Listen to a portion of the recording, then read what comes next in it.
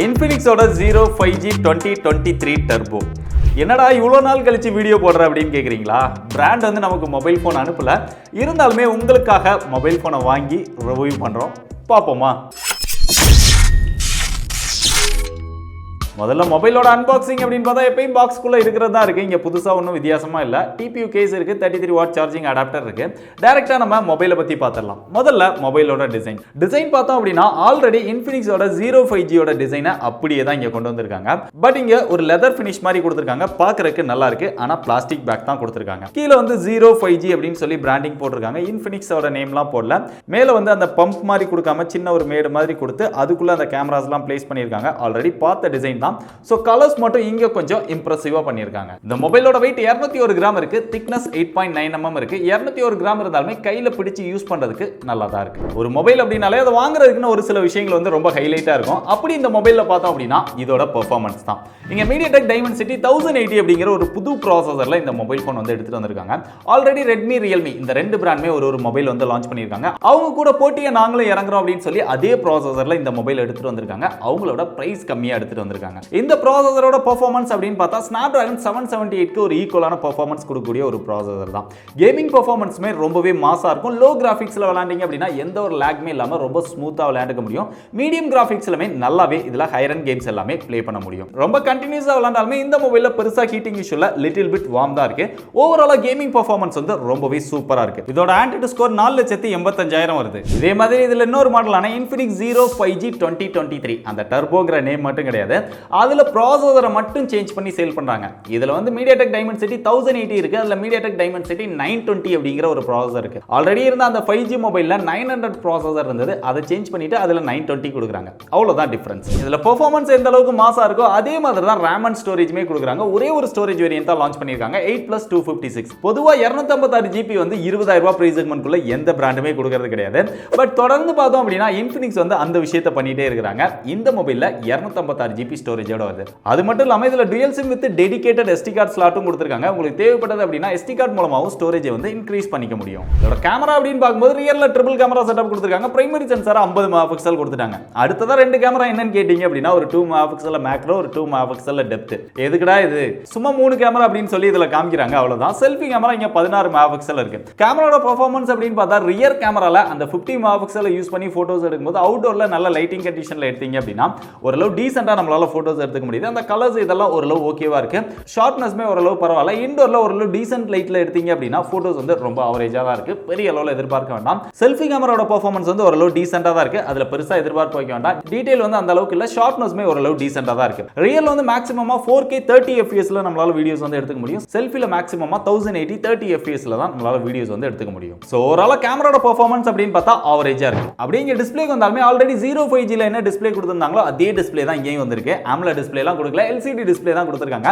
6.78 இன்ச்ல Full HD Plus IPS LCD display வருது. 120 Hz refresh ரேட்டோட வருது. Peak brightness 500 nits கொடுத்திருக்காங்க. இந்த பிரைஸ் செக்மென்ட்க்கு இவங்க AMOLED டிஸ்ப்ளே கொடுத்திருந்திருக்கலாம். அட்லீஸ்ட் ஒரு 90 Hz ஓட ட்ரை பண்ணியிருந்திருக்கலாம். 90 Hz இல்லனாலுமே 60 Hz ஓட AMOLED டிஸ்ப்ளே கொடுத்திருந்தாங்க அப்படினா இன்னும் நல்லா இருந்திருக்கும் அப்படி நினைக்கிறேன். பட் இவங்க கேமர்ஸை டார்கெட் பண்றதனால இங்க LCD Plus 120 Hz அப்படிங்கிற மாதிரி போயிட்டாங்க. சோ LCD Plus 120 Hz இல்ல AMOLED Plus 90 Hz இந்த ரெண்டு இதுல நீங்க எந்த மாதிரி சூஸ் பண்ணுவீங்க அப்படிங்கறத கமெண்ட் பண்ணுங்க. எவ்வளவு பேர் AMOLED சூஸ் பண்றாங்க, எவ்வளவு பேர் LCD சூஸ் பண்றாங்க அப்படிங்கறத நான் தெரிஞ்சுக்கிறேன். சோ நான் பொதுவா AMOLED டிஸ்ப்ளே தான் சூஸ் பண்ணுவேன். ஏனா கலர்ஸ் எல்லாமே அதுல பெட்டரா இருக்கும். இதுலமே இந்த LCDங்கிறதுனால டச் ரெஸ்பான்ஸ் வந்து நல்லா இருக்கு. டிஸ்ப்ளே வந்து ஓரளவு டீசென்ட்டா இருக்கு. இன்டோர்ல யூஸ் பண்ணும்போது நல்லா இருக்கு. அவுட்டோர்ல நல்லா சன்லைட்ல யூஸ் பண்ணீங்க அப்படினா அந்த அளவுக்கு பிரைட்டரான டிஸ்ப்ளேவா இல்ல. இதோட பேட்டரி அப்படினு பார்த்தா எப்பவும் கொடுக்குற அந்த 5000 mAh பேட்டரி கெபாசிட்டி கொடுத்திருக்காங்க. ஆனா 33 வாட் ஃபாஸ்ட் சார்ஜிங் சப்போர்ட் தான் கொடுத்திருக்காங்க. ஆனா பாக்ஸ்க்குள்ள அடாப்டர் கொடுத்துட்டாங்க. அது ஒரு நல்ல விஷயம் அப்படினு சொல்லலாம். இவங்க ஒரு சின்ன பிராண்ட் அப்படிங்கிறதுனால பாக்ஸ்க்குள்ள அடாப்டர் கொடுக்கல அப்படினா அந்த அளவுக்கு சேல் பண்ண முடியாது. அதனால கொடுத்திருக்காங்க. பட் இந்த ஃபாஸ்ட் சார்ஜிங் சப்போர்ட் 33 வந்து இன்னும் கொஞ்சம் பெட்டரா கொடுத்திருந்திருக்கலாம். ஏனா இந்த பிரைஸ் செக்மென்ட்க்கு பெரும்பாலும் 44 வாட் 67 வாட் அந்த மாதிரி தான் எல்லா பிராண்டுமே லான்ச் பண்றாங்க.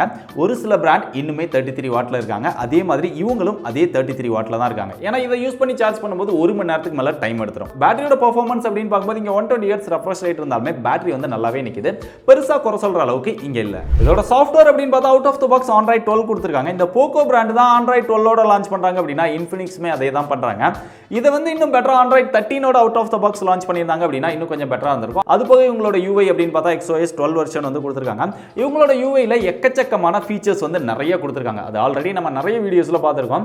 இருந்தாலுமே ஒவ்வொரு டைமும் நம்ம மென்ஷன் பண்றது என்ன, அதை இன்னும் கொஞ்சம் பெட்டரா ஆப்டிமைஸ் பண்ணி பெட்டரான எக்ஸ்பீரியன்ஸ் இருக்கிற மாதிரி ஒரு யூசர் இன்டர்ஃபேஸ் கொடுத்தாங்க அப்படின்னா நல்லா இருந்திருக்கும். ஃபீச்சர்ஸ் மட்டும் நிறைய இருந்தா போதாது, அந்த யூசர் இன்டர்ஃபேஸ் வந்து நல்லா ஸ்மூத்தா நம்ம யூஸ் பண்றதுக்கு நல்ல ஒரு கன்வீனியன்ட்டா இருந்தது அப்படின்னா நல்லா இருக்கும். அது போக எப்பயும் கொடுக்குற அந்த தேவையில்லாத புஷ் நோட்டிஃபிகேஷன்ஸ், நிறைய ப்ளூடூத் ஆட்ஸ் இதெல்லாமே இருக்க தான் செய்யுது. அதை கொஞ்சம் குறைச்சிருந்திருக்கலாம். ஸோ ஓவரால் சாஃப்ட்வேர் எக்ஸ்பீரியன்ஸ் ஓரளவு ஓகே. பட் Android 13 இல்லாத இங்க பெரிய குறைன்னு சொல்லலாம். இதோட பிசிக்கல் பிளேஸ்மெண்ட் அப்படின்னு பார்த்தா லெஃப்ட் சைடுல சிம் ஸ்லாட் கொடுத்திருக்காங்க. அது ஓபன் பண்ணா dual sim with dedicated SD card slot கொடுத்திருக்காங்க. ரெண்டு சிம்மே 5G சப்போர்ட் பண்ணும். இது ஒரு 5G மொபைல். பாட்டம்ல வந்தா இங்க ஒரு 3.5mm ஜாக் கொடுத்திருக்காங்க, மைக் கொடுத்திருக்காங்க, டைப் C சார்ஜிங் போர்ட் கொடுத்திருக்காங்க, இங்க ஒரு ஸ்பீக்கர் கொடுத்திருக்காங்க. சிங்கிள் ஸ்பீக்கர் தான், ஹைரஸ் சப்போர்ட் இருக்கு. ஓரளவு டீசென்ட்டான மியூசிக் எக்ஸ்பீரியன்ஸ் இருக்கு. ரைட் சைடுல வந்தா எப்பயும் கொடுக்குற வால்யூம் அப் டவுன் பட்டன், அது கீழே பவர் பட்டன், அது கூட ஃபிங்கர் பிரிண்ட் சென்சாரும் வந்திருக்கு. Side mount finger print sensor தான். ஏன்னா LCD டிஸ்ப்ளே AMOLED கொடுத்தா கூட இன் டிஸ்ப்ளே கொடுக்க மாட்டாங்க Infinixல. சோ அது ஓரளவு ஃபாஸ்டா அக்யூரேட்டா வர்க் பண்ணுது. டாப்ல வந்தா இங்க செகண்டரி நாய்ஸ் கேன்சலேஷன் மைக் கொடுத்திருக்காங்க. ஸ்கிப் பண்ணாம கொடுத்தது நல்ல விஷயம். கடைசியா அதோட பிரைஸ் அப்படின்னு பார்த்தா நான் ஏற்கனவே சொன்ன மாதிரி இதுல ஒரே ஒரு ஸ்டோரேஜ் வேரியன்ட் தான் இருக்கு. 8GB RAM 256GB இருக்குது. இதோட பிரைஸ் அப்படின்னு பார்த்தா 20000 ரூபாய் பிரைஸ் செக்மென்ட்க்கு சேல் பண்றாங்க. இதே மாதிரி Infinix Zero 5G 2023ல ஒரே ஒரு ஸ்டோரேஜ் வேரியன்ட் தான், அதுலயும் வருது 8+128. இது 256, அதுல 128. அதோட பிரைஸ் அப்படின்னு பார்த்தா 18000 ரூபாய்க்கு சேல் பண்றாங்க. ஒரு 2000 ரூபாய் டிஃபரன்ஸ். ஒரு 2000 ரூபாய் எக்ஸ்ட்ரா போட்டிங்க அப்படின்னா பெட்டரான பெர்ஃபார்மன்ஸும் கிடைக்கும், பெட்டரான ஸ்டோரேஜும் கிடைக்குது. ஸோ உங்களுடைய தேவைக்கு தகுந்த மாதிரி இந்த ரெண்டுல எது தேவையோ அதை வந்து சூஸ் பண்ணிக்கலாம். இப்போ இந்த மொபைலை வாங்கலாமா வேண்டாமா அப்படின்னு கேட்டீங்கன்னா, இந்த மொபைலை வாங்கணும் அப்படின்னா ரெண்டு ரீசன் தாங்க. ஒன்று இதுல இருக்கக்கூடிய ப்ராசஸர் Mediatek Dimensity 1080 அப்படிங்கிற ஒரு ப்ராசஸர்.